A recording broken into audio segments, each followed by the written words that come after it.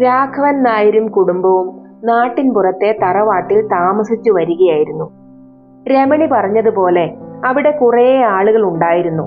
നിധിയുടെ പ്രിയപ്പെട്ട ചേച്ചിയമ്മയുടെ പേരിലായിരുന്നു തറവാട്.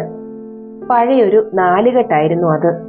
അതിനോട് ചേർന്ന് കിടന്ന 30 സെന്റ് സ്ഥലമാണ് ഭാഗം വെച്ചപ്പോൾ രാഘവൻ നായർക്ക് കിട്ടിയത്. 8 സഹോദരങ്ങളാണ് അദ്ദേഹത്തിന്.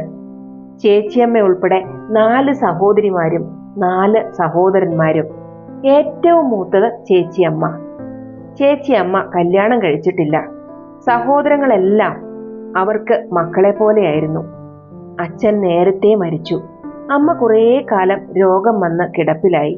പിന്നെ അമ്മയും പോയി. എല്ലാവരും ഭാഗം വാങ്ങി പിരിഞ്ഞുപോയി. ചേച്ചിയമ്മ ഒറ്റയ്ക്കാവുമെന്നോർത്ത് രാഘവേട്ടൻ കുടുംബവുമായി തറവാട്ടിൽ തന്നെ താമസിച്ചു.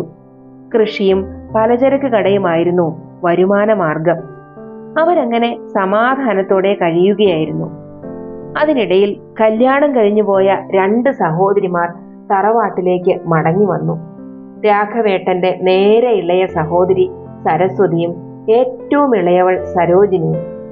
സരസ്വതി നിത്യരോഗിയായിരുന്നു. അവരോടൊപ്പം ഏക മകൾ ജനിയും.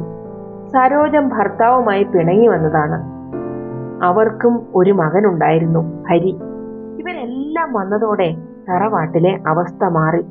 തമ്മിൽ ചേരാതെ വന്നു. പ്രത്യേകിച്ച് സരോജം. എല്ലാവരോടും എപ്പോഴും വഴക്കിട്ടുകൊണ്ടിരിക്കും.